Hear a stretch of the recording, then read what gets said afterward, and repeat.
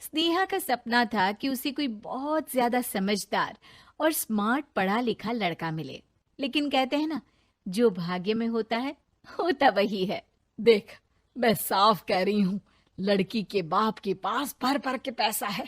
अरे एक बार लड़की ने तुझे पसंद कर लिया तो समझ के पैसे की तो नदियां भर जाएंगी, लेकिन फिर भी तेरी प्यास नहीं बुझेगी बेटा। अरे माँ, फ्रिज में मैंने 2 बोतल पानी की रखी है, और कैसे प्यास बुझेगी? अरे 5वीं फेल, मैं बात कर रही हूँ पैसों की प्यास की। तू गवाह नहीं समझेगा इस बात को। बस तुझसे लोगों की नौकरी करवा लो। वो क्या है ना आशीष की माँ, वो सीधा है, और जिसे तू लोगों की नौकरी बोल रही है ना, वो आशीष का प्यार है अपने लोगों के लिए, जिनसे वो प्यार करता है या जिनसे जुड़ा हुआ है वो। अरे जमाना नहीं रहा वो। अरे आज की डेट में तो ना बेटा माँ का है, ना ही पति पत्नी का। कैसी बात कर रही है माँ? चाहे दुनिया यहाँ की वहाँ क्यों ना हो जाए, मैं आपके बिना नहीं रह सकता। ना ही मैं आपको कभी धोखा दे सकता हूँ। अरे हाँ, ठीक है ठीक है। देख, लड़की को पढ़ा लिखा लड़का चाहिए तो वहां चुप रहना। जबान खोलेगा तो पता चल जाएगा कि 5वीं पास है। अरे तो पढ़ा देती ना आगे।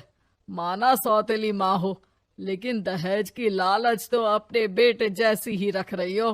पापा ऐसा मत बोलिए ना माँ को, वो मेरी माँ है, मैं उनसे बहुत प्यार करता हूँ। अच्छा अच्छा बेटा, कुछ नहीं कहता, बस तैयार हो जा, चलते हैं और देखते हैं कि कौन है लड़की और क्या चाहती है। सभी मिलकर लड़की देखने जाते हैं, जहाँ स्नेहा आशीष को देखकर ही इम्प्रेस हो जाती है। वाह, कितना हैंडसम है। काश इससे मेरी शादी हो जाती, लेकिन पता नहीं कितना पढ़ा लिखा है। स्नेहा, लड़का बहुत अच्छा है, बेचारी की माँ दूसरी है, लेकिन देख रही है ना, हीरा भी इतना चमकीला नहीं होगा जितना कि ये। स्नेहा को समझ नहीं आता कि वो क्या करे।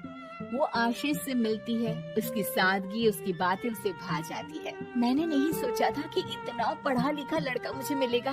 मैं शादी करने के लिए तैयार हूँ। और फिर स्नेहा और आशीष की शादी हो जाती है। शादी के बाद सासू माँ कहती है, अरे बेटा, वो तेरे जेवर मुझे दे दे, मैं संभाल कर रख दूंगी। स्नेहा, जो कि खुद भी एक समझदार लड़की थी, नहीं नहीं, मैं अपने जेवर नहीं दूंगी। उसके लिए तो मैंने पहले ही लॉकर खुलवा लिया था माँ जी। ये मेरी कुछ आर्टिफिशियल ज्वेलरी है, इसे रख लीजिए। वैसे मेरी अलमारी में जगह नहीं है ना। सास बेचारी नई नई बहू से क्या उलझती। सुनिए जी, मैंने आपके लिए खाना और नाश्ता बना दिया है। ऑफिस कब जाना है? कौन से ऑफिस में? मैं तो घर का सारा काम करता हूँ। हाँ, क्या बात कर रहे हैं? इतना पढ़ लिख कर आप घर का काम क्यों करते हैं? कितना पढ़ लिख कर? मैंने तो सिर्फ 5वीं तक पढ़ाई की है। तभी वहाँ सास आ जाती है। अरे 5वीं तक भी पढ़ लिया तो समझो मेरी कृपा से, वरना तो जो इसके लक्षण थे ना, क्या बताना। अच्छा आशीष, जरा बाहर जा और भाग कर टूथपेस्ट लेकर आ।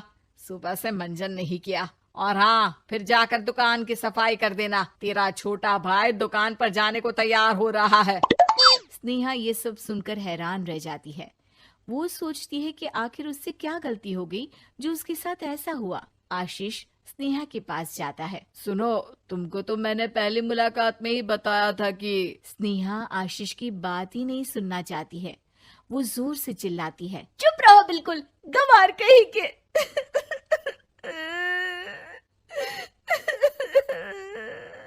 कितना बड़ा धोखा हो गया मेरे साथ। अब मैं इस घर में नहीं रह सकती। प्लीज ऐसी बात मत करो, मेरी पत्नी हो तुम, जैसे बोलोगी मैं वैसा करूंगा। मैं कोशिश करूंगा बाहर जाकर कोई काम ढूंढ लूं, पर प्लीज मत जाओ। चुप रहो गंवार कहीं के, मैं तुम्हारे जैसी की बीवी हो ही नहीं सकती। आशीष स्नेहा को लाख समझाने की कोशिश करता है, लेकिन वो अपने मायके चली जाती है। माँ चलिए ना, स्नेहा को मना कर लेकर आते हैं। अरे जाओ, बनाने जाए मेरी जूती।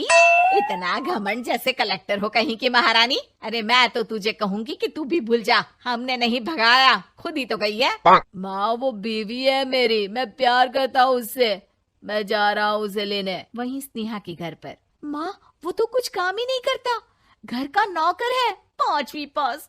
मैं नहीं रह सकती ऐसे आदमी के साथ माँ। बेटा वो लड़का बहुत अच्छा है, उसकी तारीफ मैंने हर किसी से सुनी है। तेरा पति है, अब तक एक गलत माँ के साथ रह रहा था, तू संवारेगी तो संवर जाएगा। तभी वहाँ आशीष आ जाता है। मुझे माफ कर दो स्नेहा, पर प्लीज मुझे छोड़कर मत जाओ। मेरी माँ के जाने के बाद मुझे तुम्ही से सारी उम्मीद है। तुम जैसा कहोगी मैं करूँगा, पर प्लीज मेरे साथ रहो।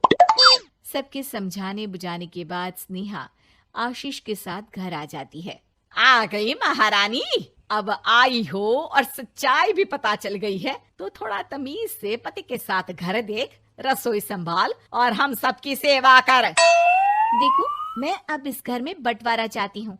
जो मेरे पति का हिस्सा है वो उसे मिले और वो आज से कोई काम नहीं करेंगे।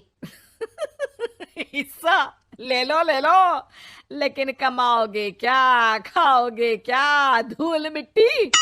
अरे तेरा पति किसी काम का नहीं है, वो तो मेरा बेटा कमा रहा है तो 2 रोटी मिल जाती है इसे। तभी वहाँ स्नेहा के ससुर आ जाते हैं। मैंने एक बंद फैक्ट्री को पहले ही आशीष के नाम कर दिया है और घर के 2 तल्ले में 1 तल्ला ले लो। मैं तो आशीष के पास रहूंगा, वकील थोड़ी देर में आता ही होगा। अरे जाओ जाओ, 2 दिन में भूख से तड़प कर सब वापस आ जाओगे। बढ़िया आई बहू बेटे वाली। फिर क्या था, स्नेहा आशीष के साथ मिलकर बंद फैक्ट्री को खोलती है और मन लगाकर काम करती है। दोनों की मेहनत रंग लाती है और आशीष अपनी मेहनत से एक सफल बिजनेसमैन बन जाता है। लेकिन एक दिन, अरे बहू बेटा आशीष, मुझे माफ कर दो, मैं भी अब तुम लोगों के साथ रहना चाहती हूँ। इस कमबख्त ने तो दुकान का बेड़ा गर्क कर दिया। वो तो आशीष था जो सारा दुकान का काम संभालता था। बेटा हमारे पास तो अब खाने को भी नहीं बचा। माँ जी, इसे कर्म के फल कहते हैं। खैर, खाना है तो आपको और आपके बेटे को काम करना पड़ेगा, समझी? हे भगवान, अब ये दिन आ गए हैं कि बहू के साथ रहने के लिए मुझे काम करना पड़ेगा। बेटा आशीष, तू ही समझाना अपनी बीवी को। पता है ना मैंने तुझे कितने प्यार से पाला है। हाँ माँ, वो तो ऐसे ही बोल रही है आपको। अरे घर में कामकाज के लिए बहुत सारे नौकर चाकर है, आप आराम से रहिए माँ। स्नेहा आशीष का अच्छा और सरल सच्चा व्यवहार देखकर मन ही मन सोचती है, मेरा पति गवार ही सही, लेकिन दुनिया का सबसे अच्छा इंसान है।